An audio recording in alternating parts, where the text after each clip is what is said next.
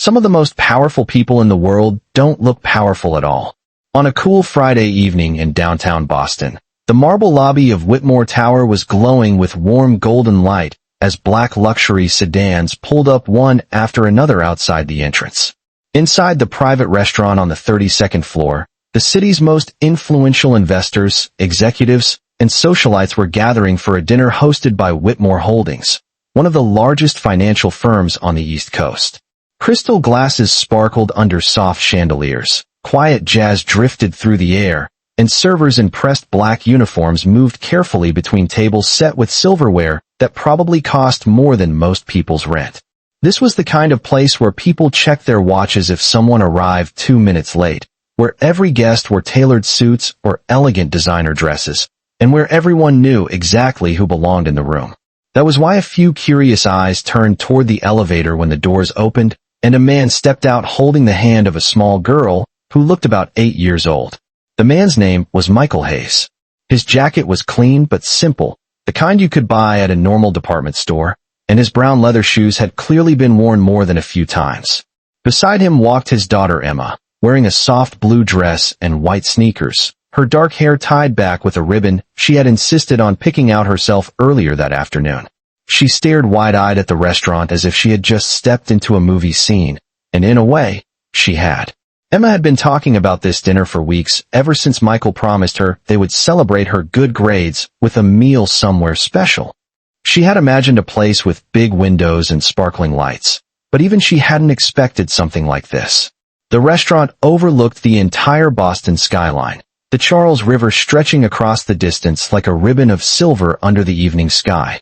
Emma squeezed her father's hand as they walked slowly across the polished floor. "Dad, are we really eating here?"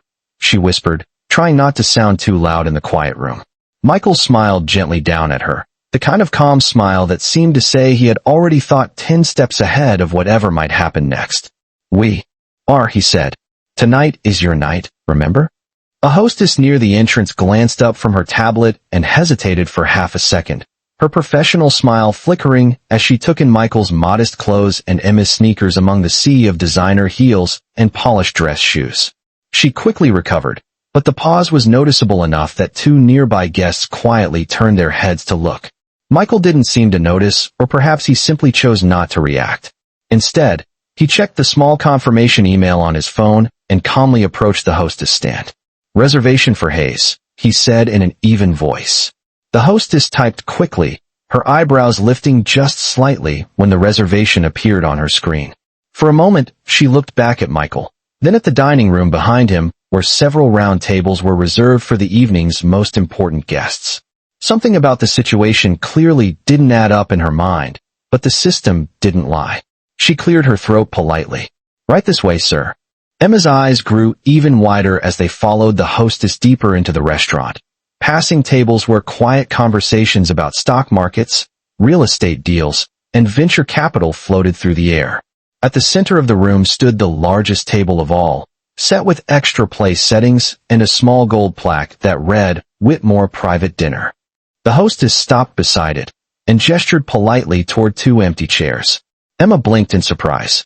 Michael simply pulled out a chair for his daughter like it was the most ordinary thing in the world. And all around them, a few curious guests began to quietly wonder the same thing. Who exactly was Michael Hayes, and why did he have a seat at the most important table in the room tonight? But carefully, as though he was quietly observing everything.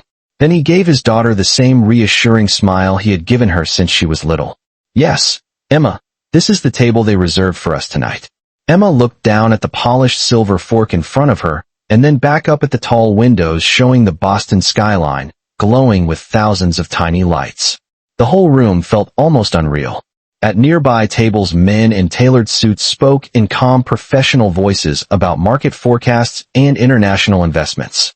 A woman wearing an elegant white dress laughed softly as someone mentioned a deal closing in San Francisco. The air carried the gentle scent of roasted steak, fresh herbs, and something sweet that Emma could not quite recognize. A server approached their table with a polite smile, placing 2 glasses of water in front of them. Even the way he set the glasses down seemed careful and practiced. Emma took a small sip and whispered again, "Dad, do people here know you?" Michael paused for a moment before answering. Some of them might. Emma tilted her head slightly. Are they your work friends? Michael gave a quiet chuckle. Something like that. Across the room, several guests had begun noticing them more clearly now. It was not common to see a young child sitting at a formal investment dinner like this, and it was even less common for that child to arrive with someone who did not look like the usual crowd of executives and investors. One man at a nearby table leaned slightly toward his colleague and murmured something under his breath while glancing toward Michael and Emma. The colleague shrugged, clearly just as confused. Meanwhile, Emma was studying the menu that had been placed in front of her. The words sounded fancy and unfamiliar, but exciting at the same time. "Dad, what is filet mignon?" she asked carefully, sounding out the words one by one. Michael leaned closer and pointed gently to the description under the name. "It is a very tender steak. Think of it like the best burger you have ever had, but even better." Emma's eyes brightened immediately. "Then I want to try that." Michael nodded. "Good choice."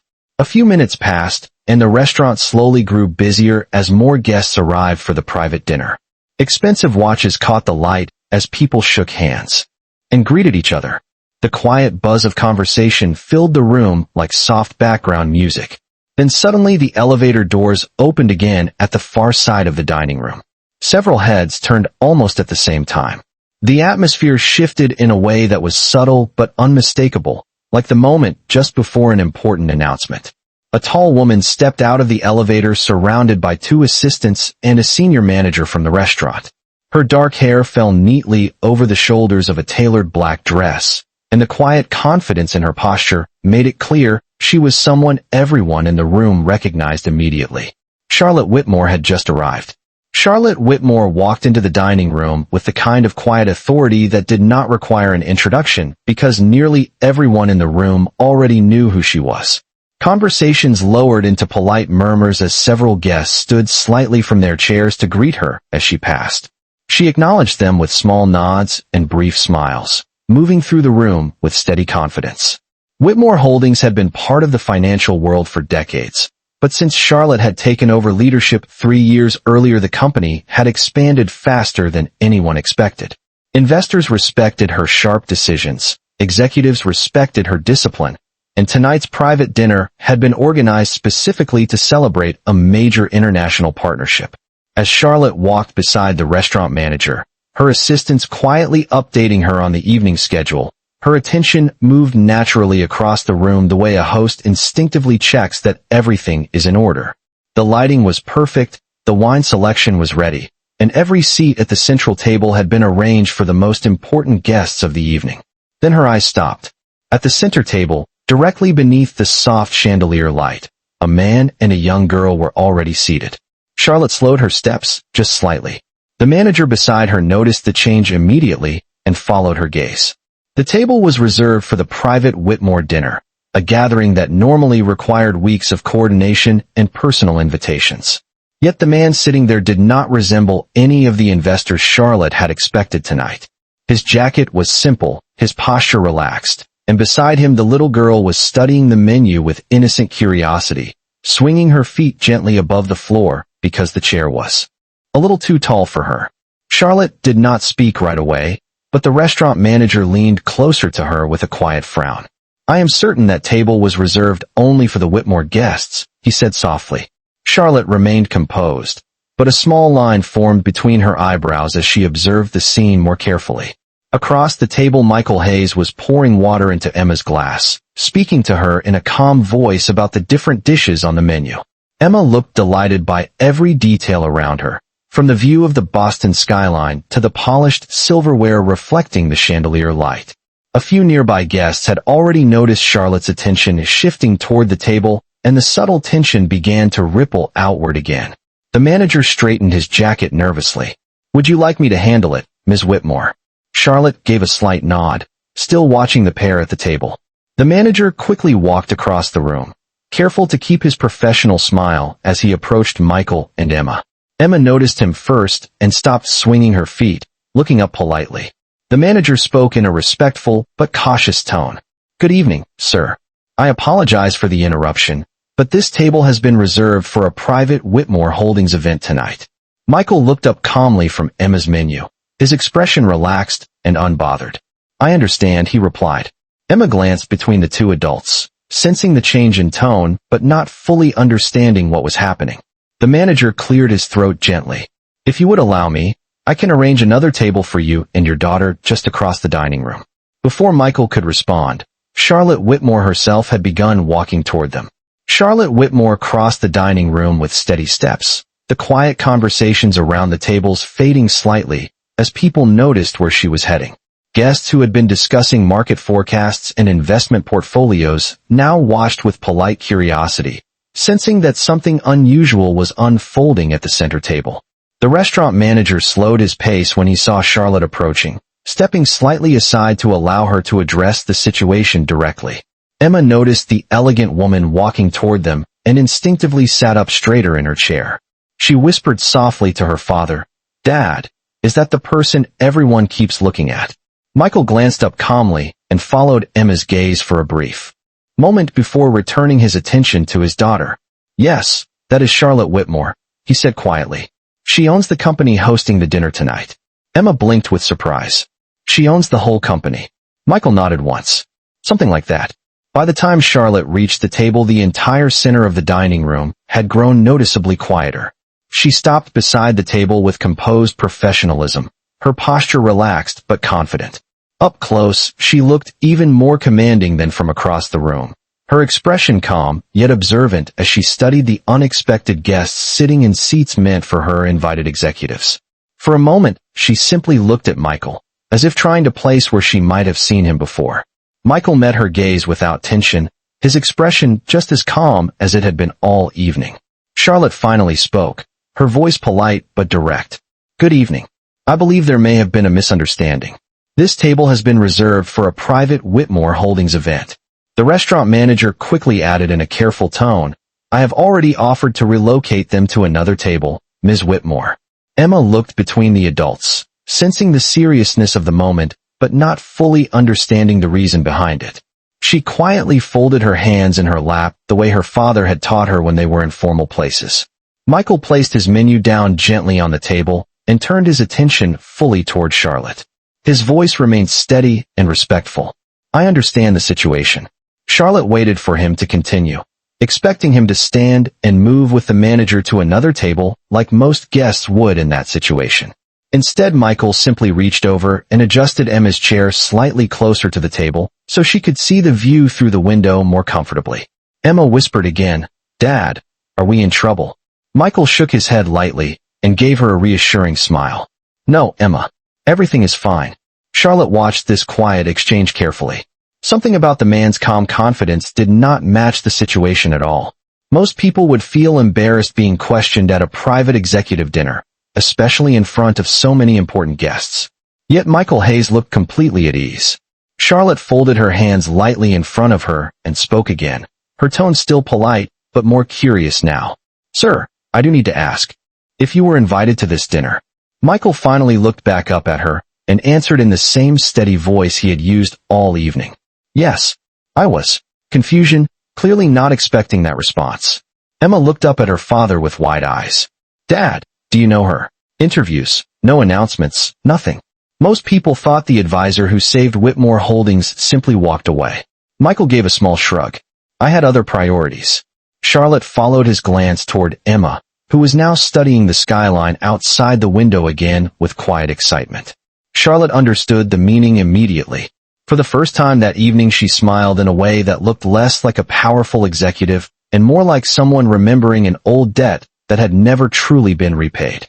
The quiet curiosity filling the dining room had now transformed into something closer to fascination. Guests who had arrived expecting a typical executive dinner were now witnessing a conversation that clearly carried a deeper history than anyone understood. Charlotte Whitmore sat calmly across from Michael Hayes, her attention fully focused on him despite the dozens of influential people gathered around them. Emma leaned slightly toward the window beside her chair, looking down at the glowing Boston skyline stretching along the Charles River like a field of lights. For her, the evening still felt magical, even though she sensed the unusual attention from the room. Charlotte folded her hands gently on the table and spoke again, her tone quieter now, almost reflective. 6 years ago, Whitmore Holdings was only weeks away from collapse. Several nearby guests exchanged quick looks at those words.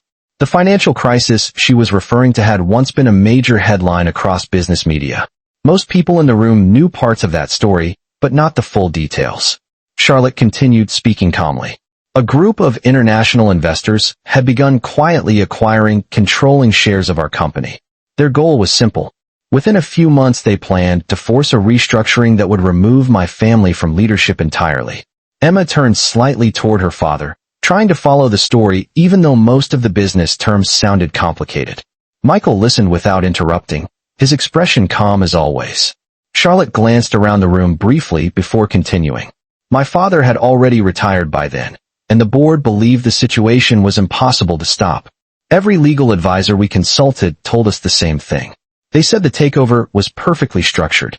According to them, there was no way to fight it without losing everything. A few investors nearby were now listening openly, recognizing the story but clearly hearing new details for the first time. Charlotte then looked back at Michael. Except one person disagreed. Emma blinked and looked up at her father again. Dad, was that you? Michael gave a small quiet smile, but did not answer immediately. Charlotte answered for him. Yes, it was. She turned her gaze toward Emma, her expression warm with genuine respect. Your father was the only advisor who looked at the situation and said there was still a path forward. He studied the contracts, the investment structures, every single clause hidden inside those agreements. For 3 days he barely slept while building a strategy that no one else had even considered. Emma stared at her father in surprise. You did all that, Dad? Michael shrugged slightly, as if the story were far less dramatic than it sounded. It was just problem-solving. Charlotte shook her head gently. It was much more than that. The entire company was hours away from losing control. If his plan had failed, Whitmore Holdings would not exist the way it does today. Around them, the quiet murmurs of the dining room had completely faded. Now nearly everyone was listening. Charlotte leaned back slightly in her chair and looked at Michael again. When the board followed his strategy, the investors who thought they had already won suddenly realized the company was no longer vulnerable. Within 48 hours, the entire takeover attempt collapsed. Emma's eyes widened with amazement. Charlotte smiled softly at her. Your father did not just help us that week. He saved everything my family had built for 3 generations. For several seconds after Charlotte finished speaking, the entire dining room remained unusually quiet, as if everyone present needed a moment to process what they had just heard.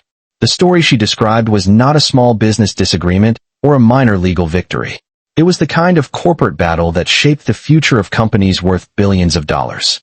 Yet the man who had quietly solved it all was sitting calmly at the table, helping his daughter understand the menu like any ordinary father enjoying dinner. Emma looked up at Michael with wide eyes that reflected both pride and surprise. Dad, you never told me any of that. Michael gave a soft chuckle and lifted his glass of water before setting it back down gently on the table. Some stories are not very interesting outside of boardrooms, he said calmly. Emma shook her head. Immediately. That sounds very interesting to me.